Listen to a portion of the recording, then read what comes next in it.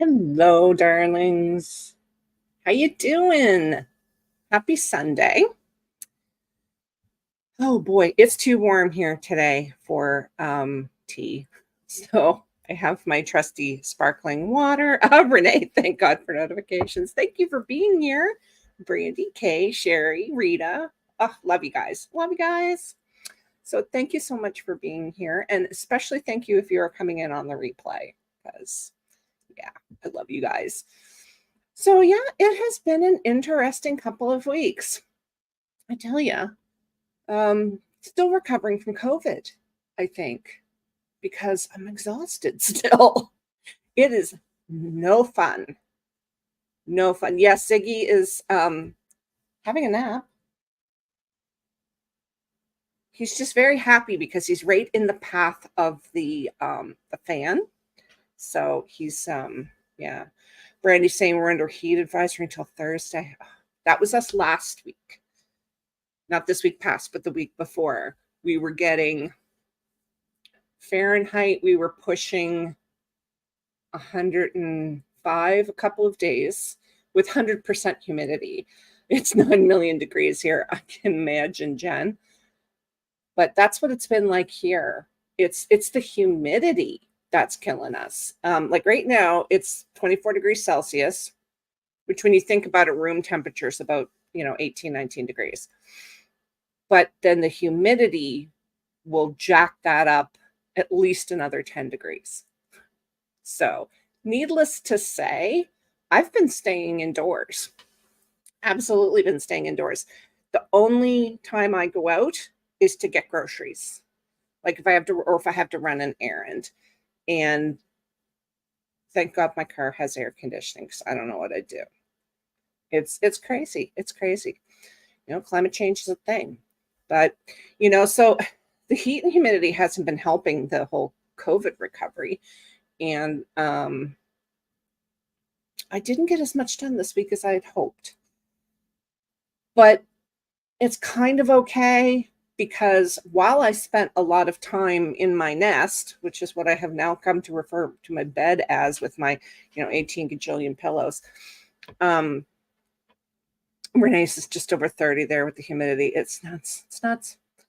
I have been able to do a lot of brainstorming and a lot of planning and figuring things out for Scroll and Scribe, especially.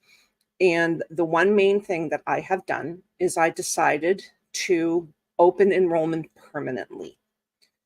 That was kind of huge for me because in the beginning, before I launched Scroll and Scribe, and I spoke to Amber McHugh about what my, what it was going to look like. And we came up with that idea of opening it 4 times a year, like at the beginning of the quarter, to kind of, it's a business tactic. We create that FOMO, right? And while it worked, I realized that I don't want people to have to wait to join again. And I want people to be able to say, I think I'm going to join for a month and check it out and see if it's for me. And if it's not, I'm out $15 or $30 or, $50, depending on what tier you join. That's what I wanted. Because one thing we as authors, indie authors, we don't have a lot of funding, right? We don't get funding generally for, marketing and all this other thing. So we have a very finite amount of money and we have to decide where we're going to put said money. And I don't want anybody to have to feel like they join Scroll and Scribe and, let's say they join at the top tier because they want all of the, all of the access. And it's $50 a month, right? No joke, $50 a month. I mean, that can be a lot of money for some people. And after a month or two, they're like, I just don't feel like this is for me. And I don't feel like I'm personally getting my money's worth out of this. because I'm at a place in my, my author career where my money could be better spent elsewhere. I don't want you to have to stay. I'm not going to lock you into a contract. And this was a decision that I made at like 2:30 in the afternoon while sitting on my bed surrounded by crumpled up tissues, Um, I think it's really important to have that kind of downtime. I mean, I'm not suggesting you go out and get yourself COVID so you can have it.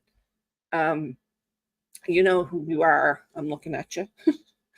Um, but I do feel like it's important for us to have that time where we're not doing anything else. So we can mull these kind of decisions, like these decisions, we can mull these decisions over in our mind that are going to affect our business, but they're things that we don't sit down and think about because we feel like sitting down and thinking is not necessarily productive. And this is why I was saying, like, the fight to move the needle. I didn't feel like I was moving the needle as I'm sitting on my bed thinking about this because I didn't even have a notepad I wasn't even making notes. I was just kind of sitting there, like, half scrolling on my phone with Supernatural playing in the background and Ziggy drooling on my foot. And I'm like thinking about this. And I thought, "Geez, like, I should get up and do something productive." And then, that little voice went off in my head. Wait just 1 minute. You're thinking about the important stuff here. It's like, this was the stuff that I needed to sit down and make a decision on. But to me, sitting down and making that decision, in other words, spending an hour, solid hour, mulling over the pros and cons without actually writing anything down or anything else, was a waste of my time, and it didn't move the needle. But it did move the needle. It moved the needle, let me tell you, because it also was, okay, so this is what I'm going to do about my private sprints, my YouTube membership, So even being sick and even being exhausted to the point where, like, I can't edit, I can't write, my creative well is dry right now. It's dry. But there's so many other things that I can do that are still moving the needle, right? And if I have to push the date, the release date for Vengeful Soul into October, that's okay. That's okay. It's not like I've got it up for pre-order or anything else. That deadline that's in my head, it's only in my head. It's my deadline. I haven't put it out there, in public. I haven't announced it of the actual date. So if I have to move it, I'm going to move it. But this is where I think the balance part of it comes in for me, because I am not a huge believer in work-life balance. Not for myself personally. If you can have work-life balance, I need to learn your ways. Okay? But for me personally, I've never believed in work-life balance. And I think it's because I grew up in a household where business was like the number one thing, right? My father was an entrepreneur. And before he was an entrepreneur, he was a salesman on the road, working his tail off. My mother was, in the printing industry. And we, as a family, my father would often have colleagues, clients over for supper, like a couple nights a week.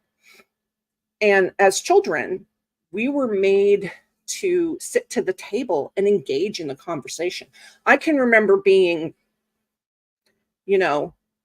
first, second grade and sitting at the table and talking to people who own, chain grocery stores, and talking to them and holding in. I mean, I was very lucky. My parents were lucky. I was a very articulate child, but that was the number one thing in our house, was business. I mean, I've often told the story about how I opened my own business when I was 10 years old. You know, my dad bought me a half a dozen chickens and a bag of feed, helped me build a spot for them in the barn. And then it was, now it's all up to you. I will show you how to run this as a business. I was 10. And I've been doing it ever since. I went on my first sales call when I was 3.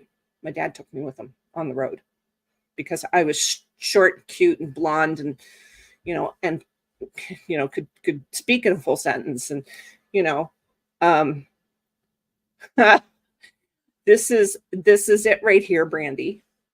Right? The problem with, hey, Thorn, how are you? The problem with us, I think a lot of us as entrepreneurs, is that we think everybody else should be doing it. Like everybody else should, like this whole thing about knowing you should go to bed. Actually, Kay and I were talking about this just before I went live.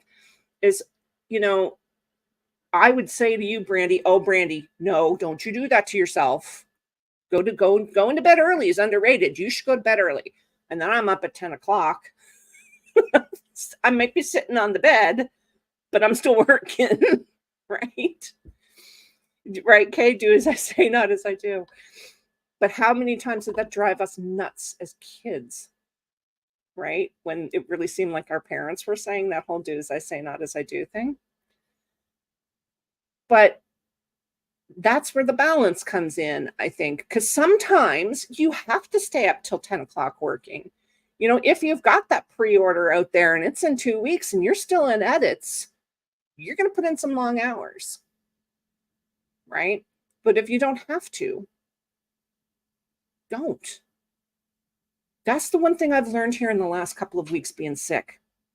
I can hear you in my head, NK. Well, this is it. And this is the one thing I love so much about this community, is that how we support each other. The fact that you can hear me and Kay in your head right now, Brandy, just tells me that we have an impact on your life. And I love that. Might not be the impact you want at the moment, but there you go. But yeah, I think that, the whole thing of finding the balance is that the balance is also sometimes you're working until 10 o'clock for 2 weeks solid.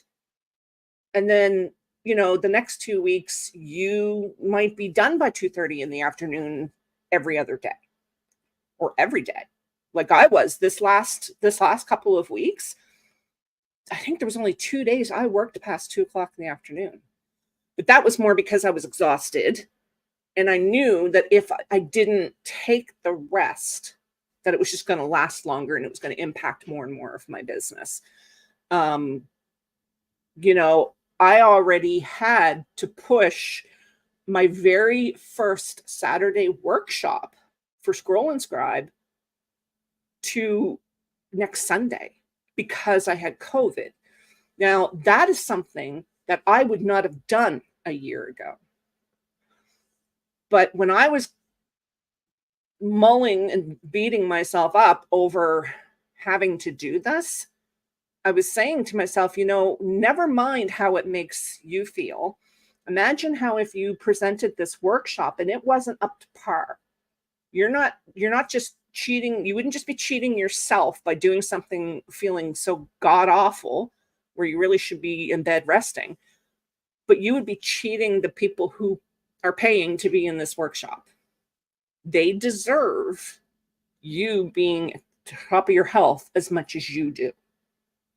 And that is what kind of set the light bulb off for me, right?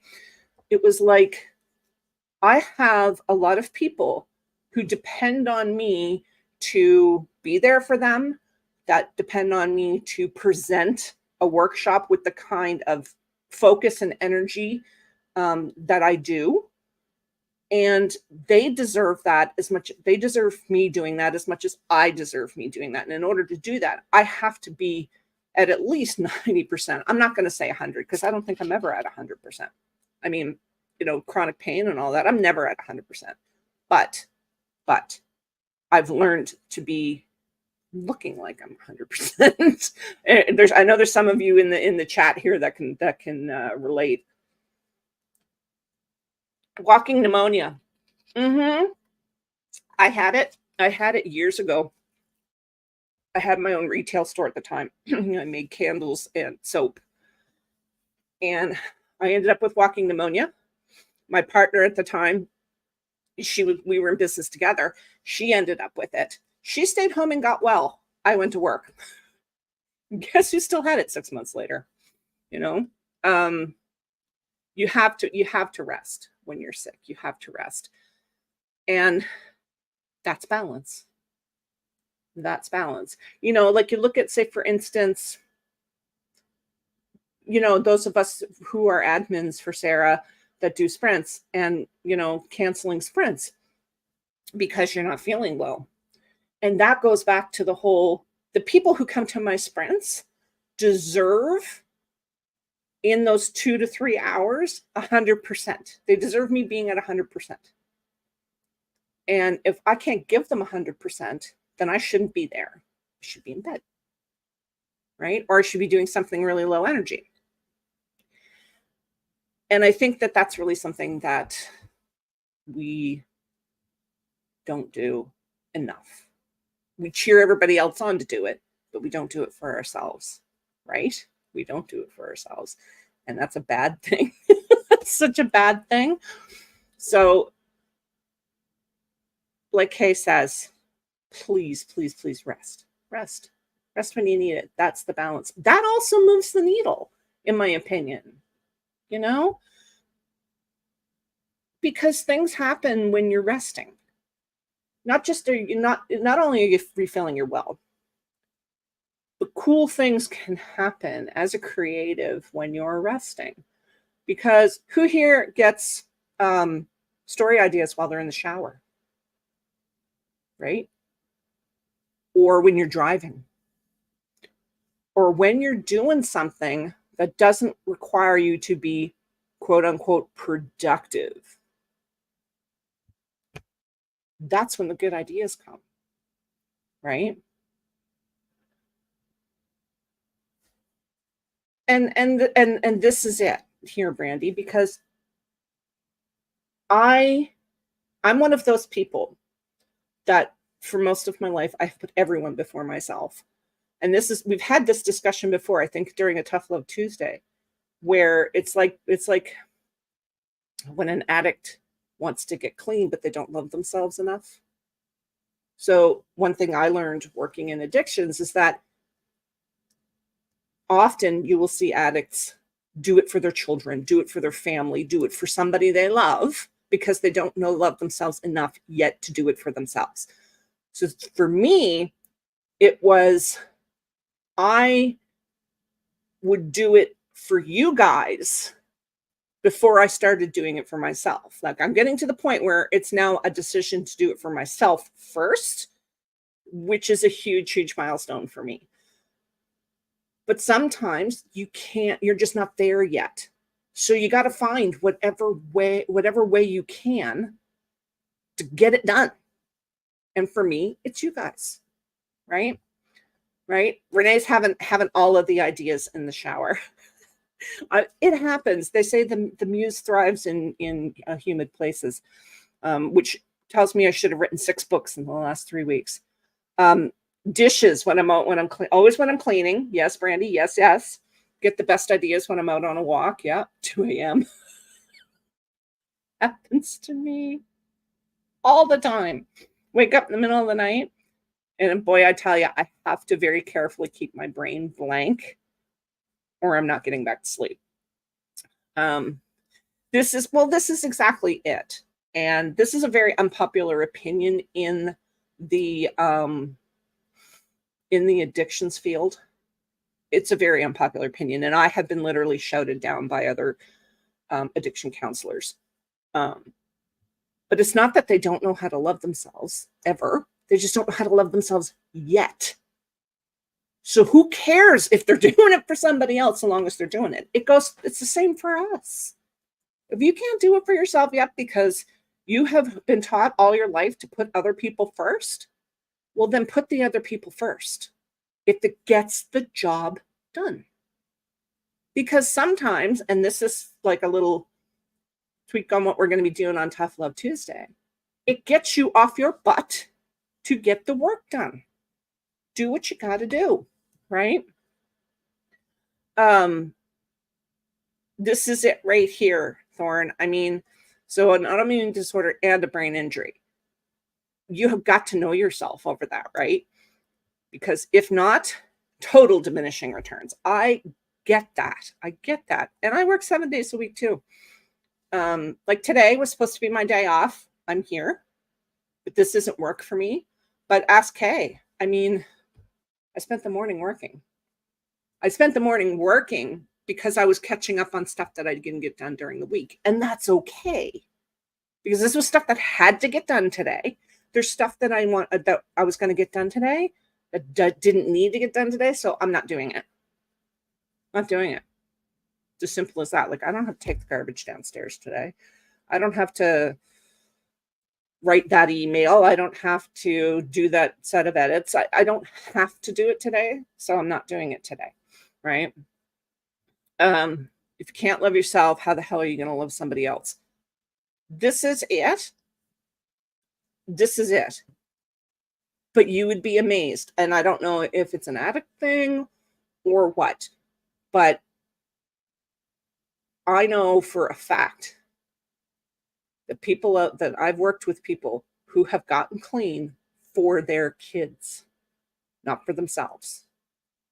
And inside of their recovery, they learned to love themselves. I have never met an addict who was like, I'm going to get clean for me right from the jump. Because if they loved themselves, they probably would not be sticking a needle in their arm. Bless them. I mean, they don't wake up one morning and decide that they want to be an addict. You know what I mean? Like it's a hard, it's a hard thing to work around. I don't mean to take it this heavy, but it is. I am glad that I don't work in that field anymore because it's heartbreaking.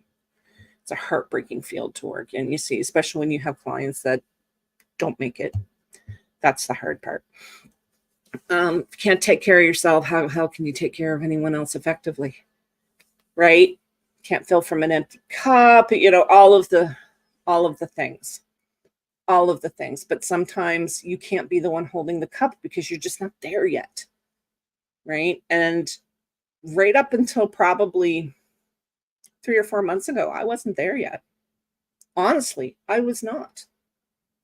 I could sit there all day long and coach people and tell them how they deserved it and they needed it and they needed to do it for themselves and nobody's going to come save you and all of this. And then not do it for myself because I wasn't there yet. I knew logically, right? I knew logically that I needed to do the thing for myself. I needed to take care of myself. I figured out I was thinking about it last night. And since Dad died 4.5 years ago, when he died, I stopped taking care of myself. And I have put on, in that 4.5 years, I have put on 40, 45 pounds. And when you're already my size, putting on another 40 pounds is literally deadly. And it struck me that I have only just started to take care of myself with help of Kay. Thank you. Bless her little heart. Put an alarm on her phone to remind me to get my movement in every day. And because I knew I needed that support. Because while I'm, really starting to do these things for myself, I know that there is the absolute possibility that I will slide back into, well, I need to do this thing for everybody else first. Everybody else's stuff comes before mine, right?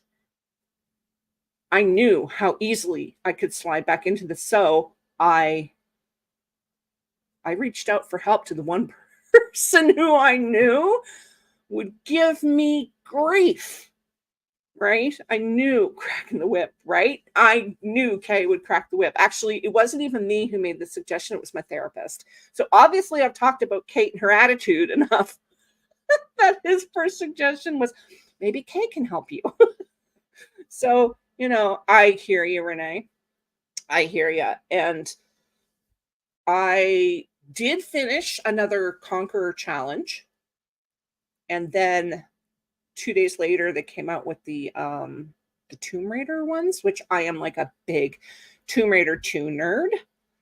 And so I signed up right away. But these are hefty ones. We're talking 240 kilometers, the first one. So Kay is a slave driver. So that for me is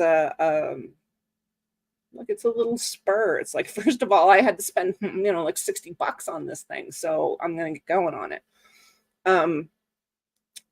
But I also know that, and this is something that really hit me hard last night, is that if I don't take care of myself physically, that I am not going to be here to see Ben graduate from high school.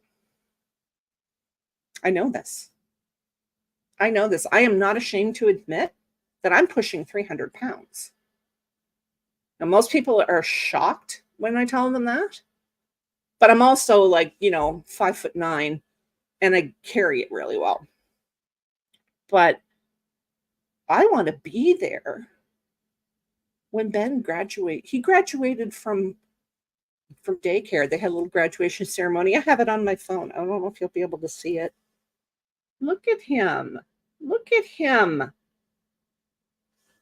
I want to see a grown man with that cap on, because he's probably the closest thing I'll ever get to a grandkid, because I know Avery's not having children, which is fine.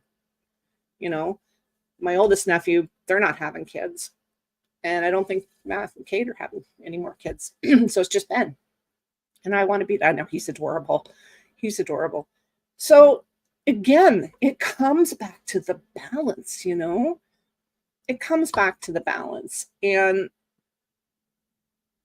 it's not just losing the weight and eating better and getting to the gym.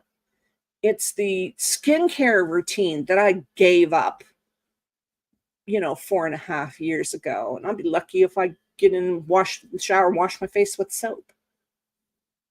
It's the whole thing of putting everything about me on hold to make sure everyone else gets what they need. It's like being back in my 20s, I swear to God. And then I realized, like, what are you doing to yourself, girl? You're 52 years old and you're running out of runway. So when are you going to start living for yourself? There will always be things there. Like I will probably live with Mom until she can't live in her own home anymore, because I'm all she's got. And that's fine. But I also need to have my own life outside of that.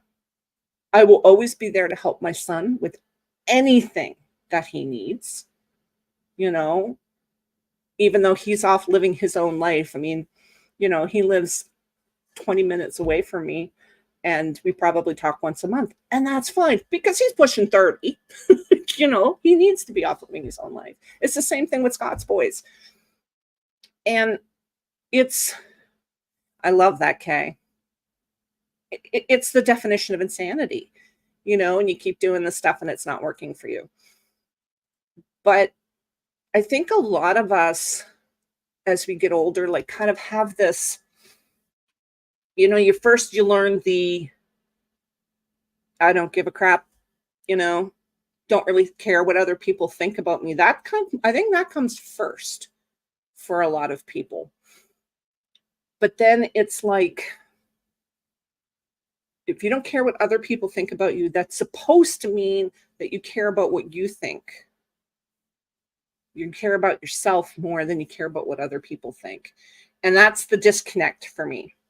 That's the disconnect, is I really don't care what other people think about me. First of all, it's none of my business. Second of all, whatever.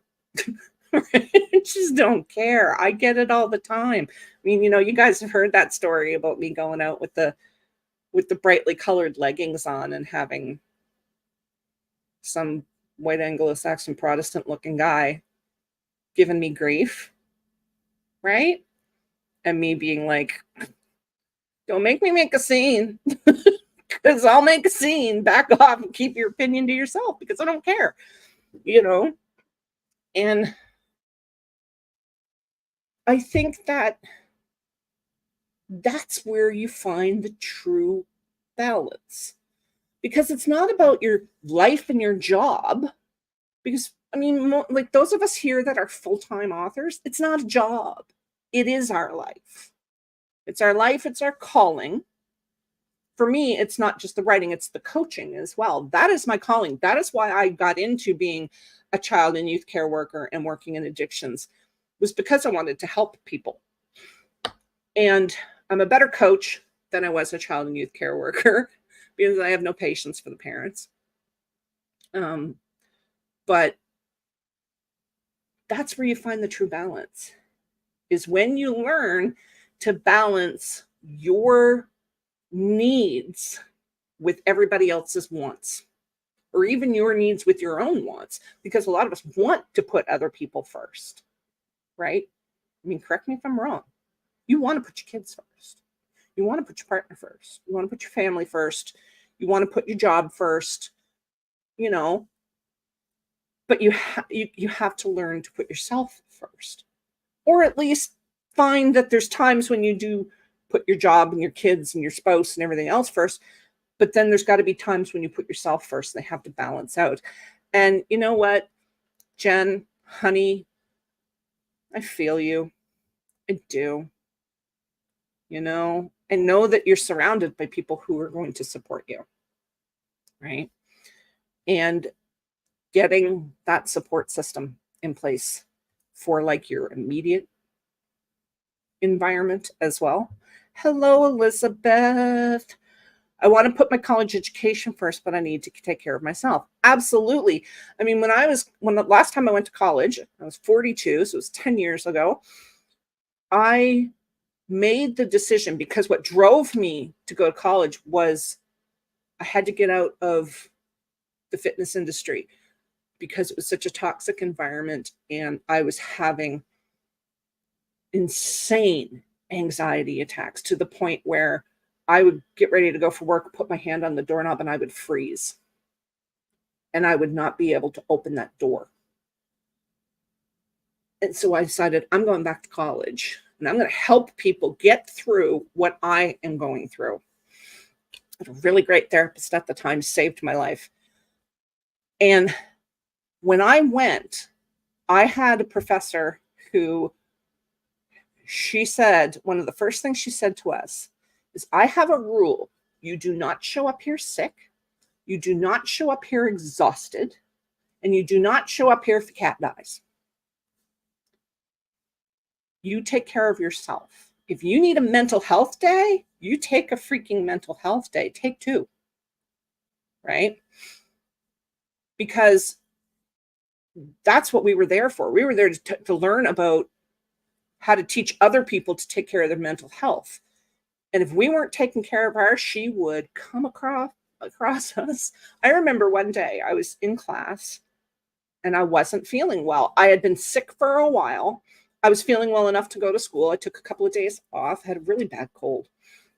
And I was just feeling kind of drained. And, we were doing some reading and some stuff. And, so I'm sitting there. And the next thing I know it, she comes up behind me and she has this shawl that she had taken down the hallway to the nursing class and put it in their dryer and warmed it up. And she came up behind me and she put it around my shoulders and she put her arms around me and she didn't let go.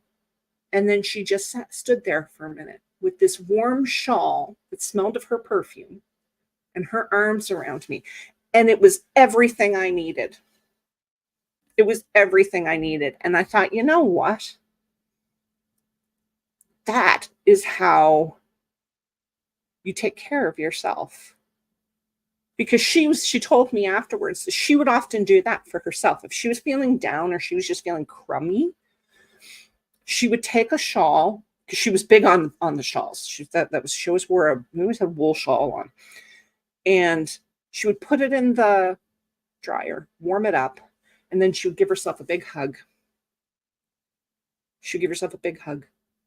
And she said it would like make everything better. Everything better. Because her mother used to do it to her, right? And so she was like, this is how you take care of yourself. And I remember that to this day. And that's one of the reasons why I have this on the back of my chair. It's fuzzy and it's warm, but not too warm.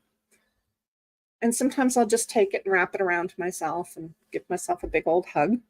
And it makes everything better. It's like chocolate and pizza, man. It's like chocolate and pizza. It makes everything better. Hey, Andy, how are you, sweetheart?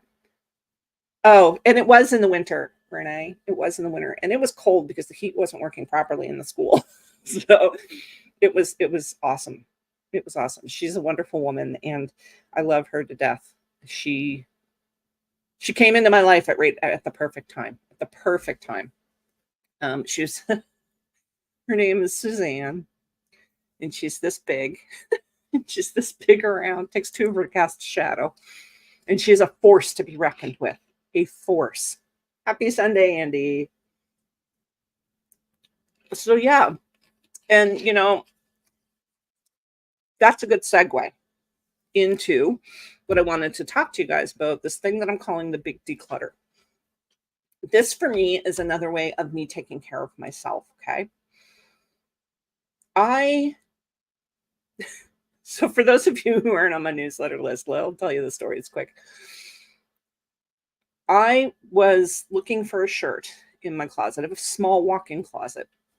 And I'm in there and I'm going through the shirts hanging up, right? Got a couple shirts belong to Dad up there and one belonged to my brother. And I'm like, ooh, so nice and cozy, and I should wear this. But I'm looking for this shirt. I'm looking for this shirt, and this purple shirt, and why can't I find it? And then I realized I'm still in there going through these clothes. And most of them I didn't even like. They were like 15 years old, and I've been dragging them. I dragged them from another province when I didn't even like them. And I'm like, oh my God. And then, I realized that I have stuff down in the storage in the garage where I park my car, where everybody has a little storage unit where they in the same space that they park their car. And there are literally boxes in there that I have not unpacked in the last 3 places that I lived. Some of them have VHS tapes in them. I don't have a VHS player. But I'm dragging them from another freaking province. Right? I just decluttered all of Mike's clothes.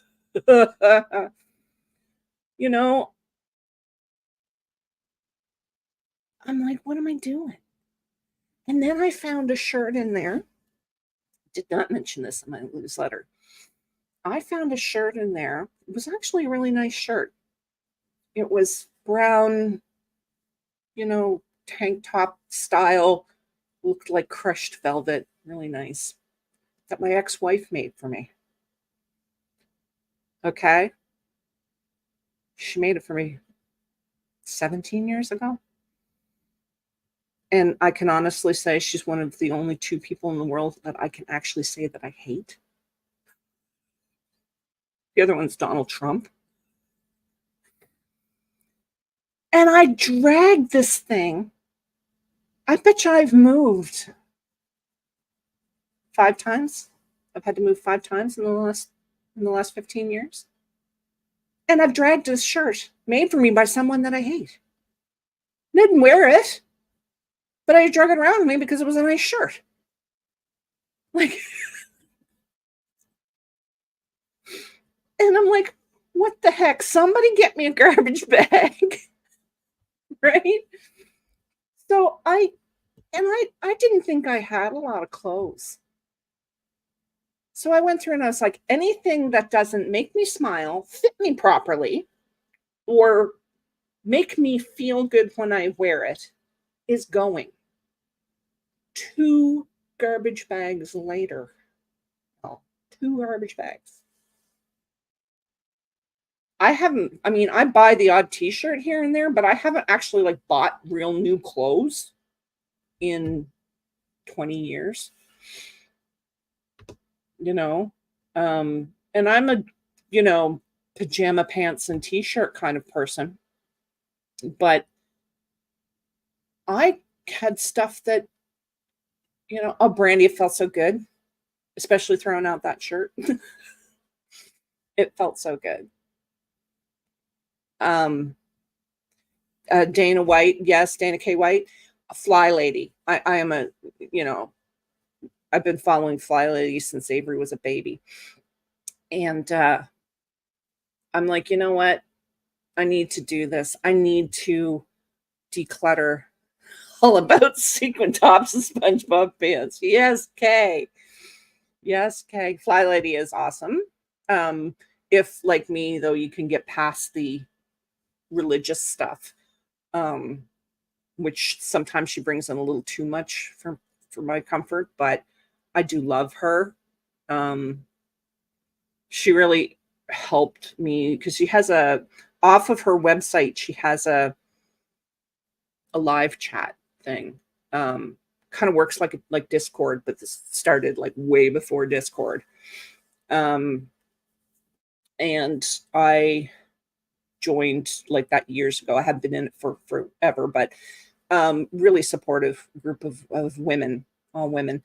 And but it made me realize that, I need to get rid of the stuff that's not serving me. So it started with the clothes. I have all of these clothes that don't that I'm not comfortable wearing.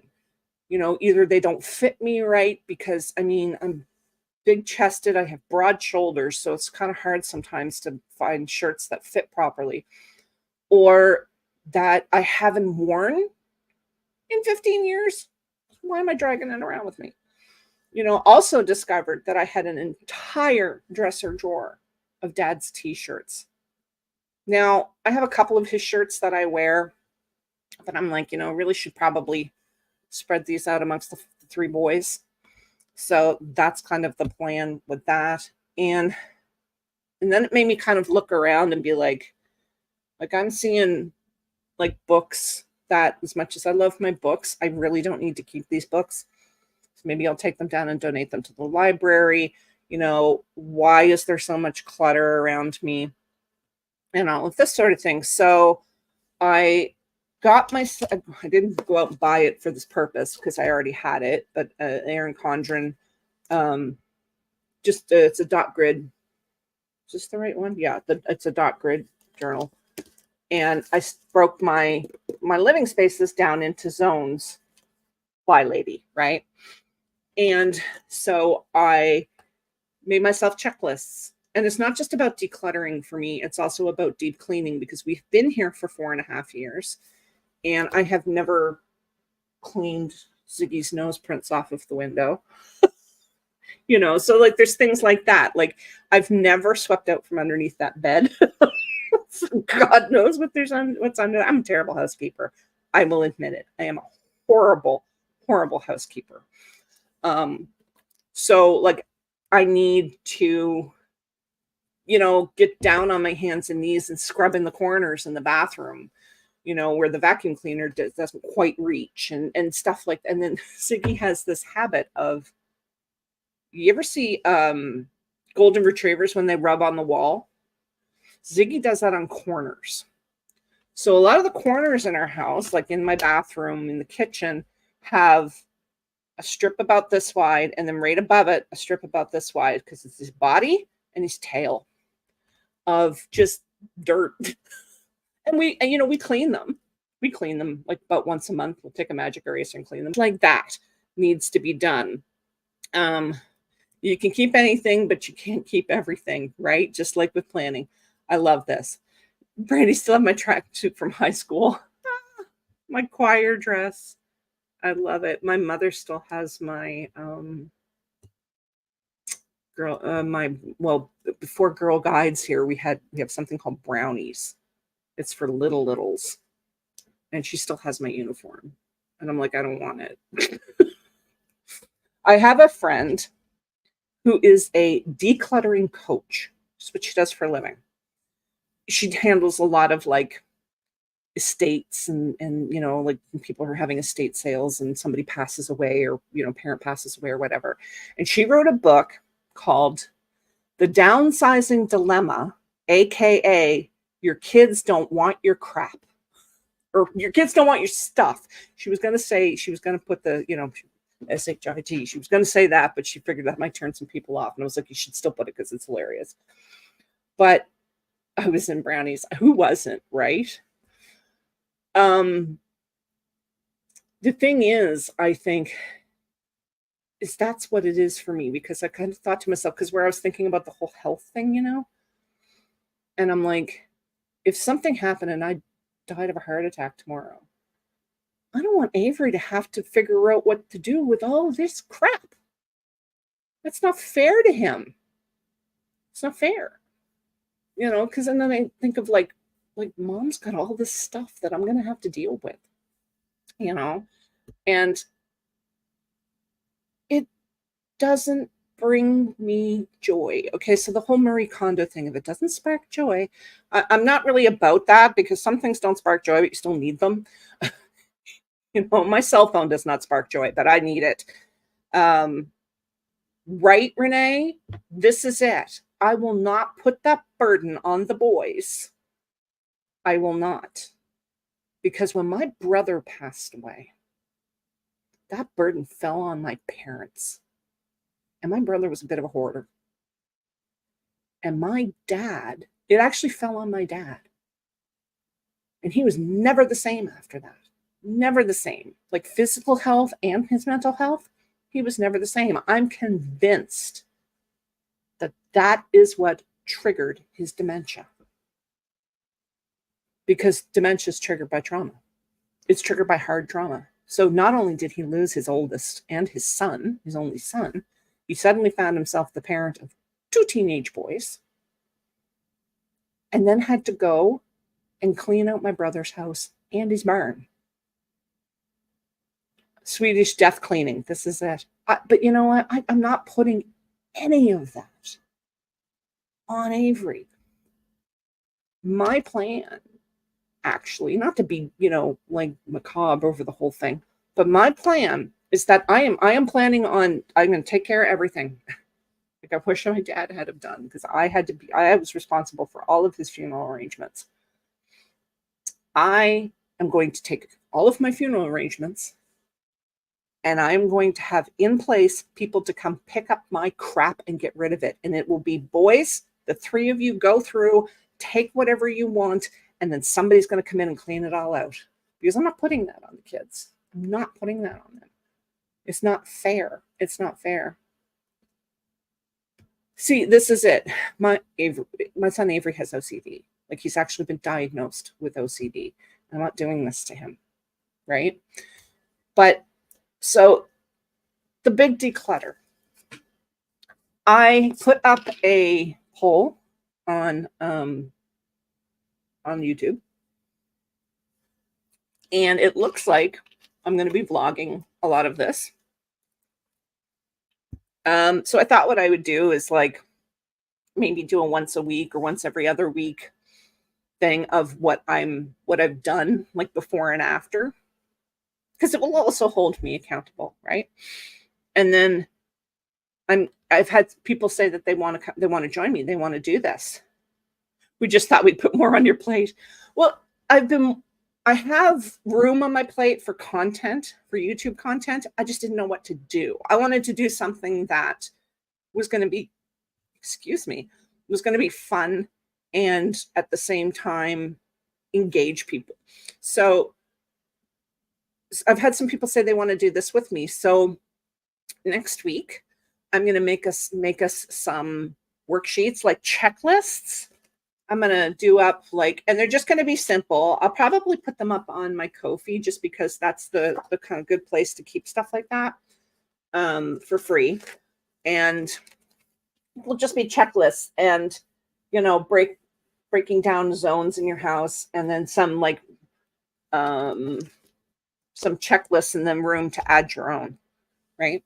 So, or I might just do something like where you put your own zone in and all of this sort of thing.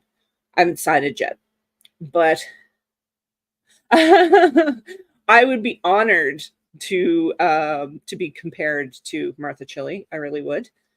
Um, but I need to do this for myself, right? This is where it was, coming in with the whole balance thing and the doing stuff for yourself is I need to do this for myself because I can't be creative in a chaotic environment.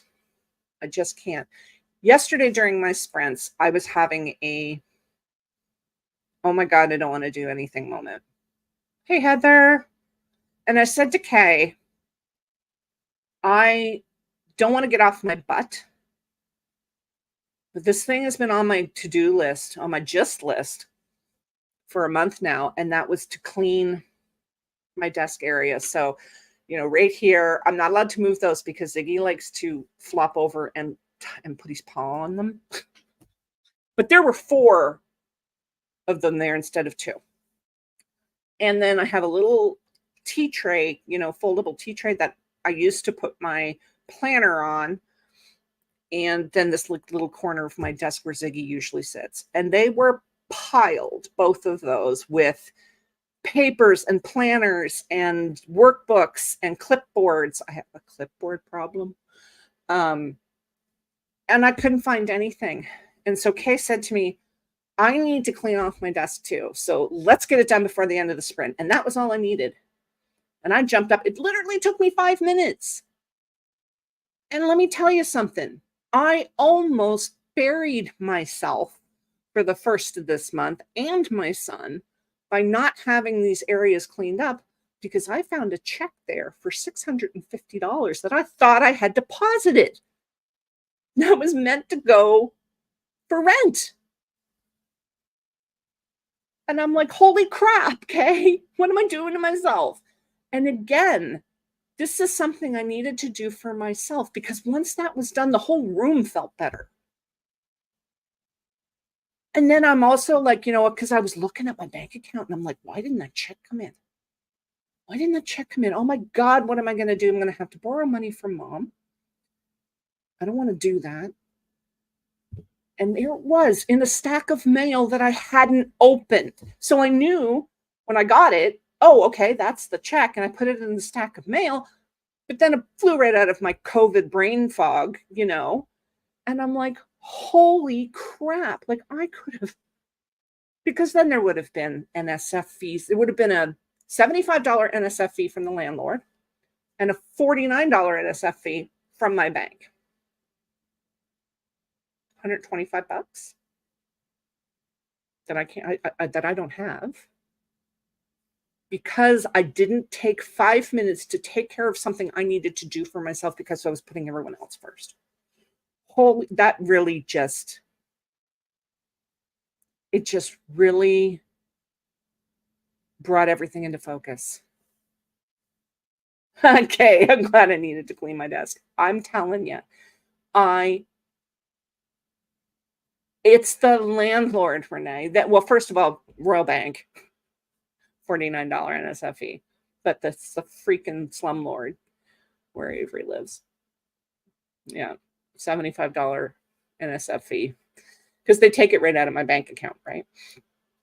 But anyway, there it is. This is part of my declutter thing. I need a place where I put the mail so that it is in, like, there it is. And I know I need to take care of it so it doesn't get lost if I put my planner down on top of my desk. It wasn't just my planner. It was like a ton of other stuff.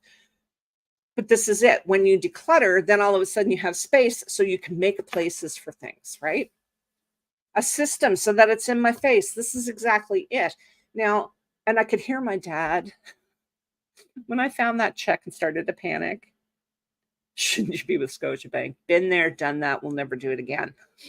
I could hear my dad's voice going, You bring in the mail and you immediately deal with it, right? Because that was Dad's thing. You don't put the mail down on your desk. The only time you put the mail down on your desk is if you put it right in front of you because you need to reach for your letter opener, and you take care of it. But I'm too much of a scatterbrain. I'm too much of a, I come up from getting the mail and then as in the elevator, I'm realizing I forgot to send that email, come in, toss it over there, sit down at my desk. That has to stop. And it's part of the whole big declutter thing. So what I'm probably going to do is I'll, put up a few more polls, but I would love for you guys, the ones that want to do, see, Brandy, you're smart about that. I am not. I let myself get distracted instead of finishing it, right? Go get the mail, bring it in, deal with it. I bring in the mail, I put it down, I go do something else. But I would like to do make this like a thing, maybe where we have regular check-ins or something like that. So I will probably put up a couple more polls while I'm working on some worksheets or something and figuring this out. But I would love to do this with you guys. I would love to, because I think that it could be a lot of fun, and we could keep each other motivated. Because let's be honest, if you've been living in one place for any length of time, you've probably accumulated some stuff. And you've probably accumulated some stuff that you don't need. And I'm sure that I know that there's a couple of like Facebook groups in my area where you're giving stuff away for free. Plus I belong to a network of people in the queer community where we all support each other that way. We get a lot of people that are having to leave dangerous living situations suddenly with nothing but the clothes on their back and their cat under their arm. I love this, Renee. I love this. And a lot of this whole need to declutter was spawned by Sarah having people come in and organize her house. And I'm like, my house used to look like that until I moved in with somebody else. I didn't have this problem. Well, I mean, I did with the clothes. The clothes was a thing. But I didn't have a need to accumulate stuff. And I've noticed that I've been doing that a lot lately. But see, Brandy, this is it, right? A shed full of stuff that you carried around for 20 years. If you haven't opened a box for 2 or 3 years, then you probably don't need what's in the box. There was a trick that I saw online years ago about the clothes. So you take all of your clothes and you hang them wrong way around so that the hook goes this way instead of out instead of in. And at the end of the year, all of the stuff that's on hooks that are still facing out, you get rid of. Right? I love that idea. I love that idea. I might do that. Did anybody else think that's a good idea? I mean, I know some people have, their summer wardrobe and their winter wardrobe. I don't. I'm just wearing the same thing all the time, every day. And that's another reason why I probably shouldn't have as many clothes as I do. Because since the pandemic, I don't go anywhere. So I don't need 8 pairs of jeans. I don't. I don't need 8 pairs of blue jeans. Right? I don't need 6 pairs of black leggings. I don't. I have a washer and a dryer. I know somebody who has an entire month's worth of clothes because they don't like to do laundry. And that works for them. I do laundry every week, and it's just my laundry, so always room for leggings. I like the Sweet Legs. I don't know if you guys have that down in the States, but Renee, you probably know what I'm talking about. Sweet Legs leggings. It's one of these MLM-y type of businesses. It's like be a boss babe and blah, blah, blah. Well, there's a lady that lives down the road. You can buy them online, but there's also a lady who lives down the road that sells them. And I love her. And they always have the bright, colorful crayon box threw up on me, colors. I know this is what I like about sweet laces. They're so soft. They're so soft. And I have, I don't know, 6 or 7 pairs of those. Oh, Renee, you have to check them out. Well, you saw my leggings because I showed you when I was telling you the story about the guy at the grocery store, and I showed you those leggings. Those were sweet legs. And I want more. But I will wear those every day, right? I will not wear a pair of jeans every day because jeans are too uncomfortable to wear in the house. I mean, I'm Gen X. We want comfortable clothes, right? Kay, do you have a link? Why don't you? I like the way jeans look. I don't like the way they feel. I don't like the way they feel. I have developed a whole thing about the way my clothes feel. I don't know if it's an ADHD thing or not, but I don't like the way they feel around my waist, and I don't like the way they feel around my ankles. So, but these leggings are so comfortable. And when they say something is a 2X, it's actually a 2X, right? But we will get links. So who wants to join me? Who wants to join me? Give me a hand emoji or something if you're going to join me for this. Come on. You know you want to. I am going to make, okay, so Brandy's with me. You going to work on that shed, Brandy? Kay is with me. I will make up worksheets for sure. Come on, Renee. Yay, Sherry. Renee, you know you want to. Yes, there you go. Yay, Rachel. This is going to be fun. So I will figure out something. Jen's in. Y'all, Jen has been growing the most amazing looking vegetables. Oh my God. And she has an abundance of zucchini, apparently, which is my favorite vegetable, by the way. So like I said earlier, Jen, I wish I was closer. She could drop them off on my doorstep. But this is going to be fun. So I will put something together for us so that we can make this fun. Okay. I will do that for you.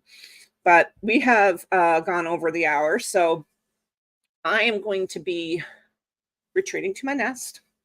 Ziggy and I have a little bit of work to do. Nothing big, kind of fun stuff. Planning, grass to plant. But all right, starting in the house, Brandy. That works. I know, it's too bad we're so far away from each other. I hate that. I hate the fact that you guys are all so far away from me, even Renee. But Renee, you're like an hour and 10-minute flight away. We're going to have to do this at some point. We may have to just drive and like meet in Montreal or something. All right. I love you guys. I love you guys to bits. Thank you for making my day off so much fun. How dare you live in another country? Like I said, this isn't work for me. So coming and doing this on my day off it's just fun. It's like, I love hanging out with you guys. I really do. I hear you, Renee. I hear you. So listen, Tough Love Tuesday over on my Scroll and Scribe channel. You want to be there. You want to be there for that one. Let me tell you, it's going to be a little bit more like, kind of like some of the stuff we talked about today. So I will see you guys then. Enjoy the rest of your weekend. Get out and get some sun, unless it's too hot. Instead, stay in and have some iced tea. I love you guys to bits. I'll see you later.